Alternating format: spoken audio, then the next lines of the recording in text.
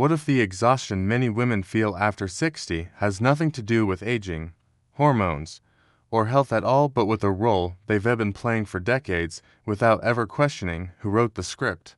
Most women over 60 believe that being good, responsible, and perfect protected them, protected their families, protected their futures, protected their worth. But there's a missing truth hidden inside that belief, and it only becomes visible very late in life.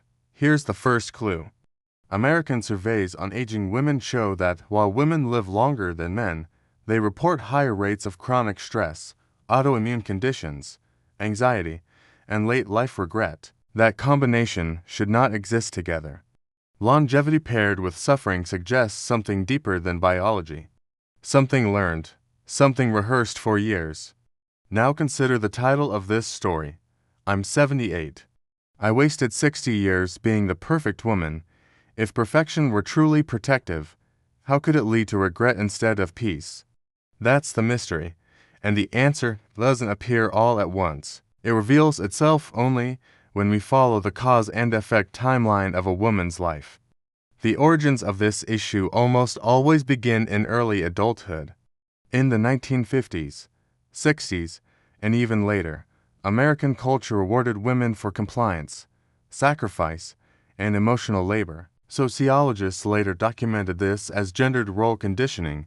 The cause was clear. Approval and safety came from being agreeable, selfless, and dependable.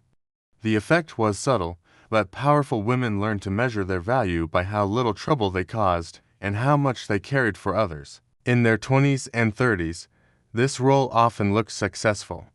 Women built families, careers, communities. They said yes, they adjusted, they smoothed conflicts. Stress existed, but the body was resilient. Research shows younger adults recover faster from emotional strain.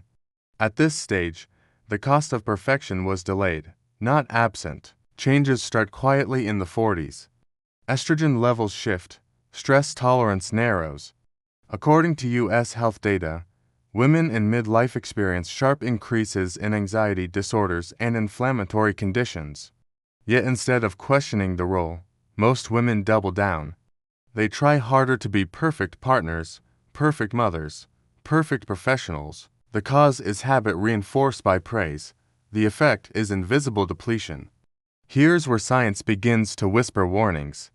Studies from the 1990s on allostatic load, how chronic stress accumulates in the body, show that women who suppress emotions and prioritize others consistently have higher long-term health risks. But this information rarely reached everyday women.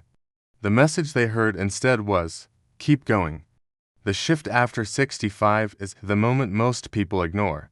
Retirement, widowhood, health changes, external structures fall away. And suddenly, many women are alone with themselves for the first time. According to the National Institute on Aging, women over 65 report the highest levels of reflective regret. Not regret about mistakes, but regret about absence absence of voice, absence of boundaries, absence of self. This is where the breaking point appears. The woman who did everything right begins to feel empty, resentful, or invisible. Sleep problems emerge. Depression rates rise. The cause is not loss, it's recognition. Recognition that perfection postponed authenticity, and now time feels limited. The fallout affects health, money, and lifestyle. Financially, many women discover they prioritize others' security over their own. Health-wise, decades of emotional suppression correlate with higher rates of autoimmune disease and cardiovascular issues. Lifestyle-wise, many feel unsure what they even want. Across millions of American women, the same pattern repeats. The perfect woman role delivers approval early and regret late. So, why didn't the old advice work? Because it was built for survival, not fulfillment. Seniors often try failed fixes when this realization hits.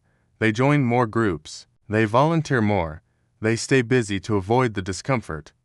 But activity doesn't heal identity loss. Distraction doesn't replace selfhood. Medical research now confirms this. Purpose improves health only when it aligns with personal values, not obligation. Studies show women who reclaim autonomy after 60 experience measurable improvements in mental health and even immune function. The cause is alignment, the effect is relief. Linking this to today is critical. Women now in their 60s, 70s, and 80s were taught that self-sacrifice was strength, but longevity has changed the equation. Living longer means the cost of suppression compounds. What once felt noble begins to feel heavy. So, what can women over 60 do now without trying to rewrite the past? First, stop performing. Identify one relationship or situation where you're still playing a role instead of being honest. Reduce that performance. The nervous system responds quickly to authenticity. Second, reclaim small preferences. What you eat, how you spend your morning, who you speak to. Studies show autonomy, even in small choices, improves mood and cognitive health.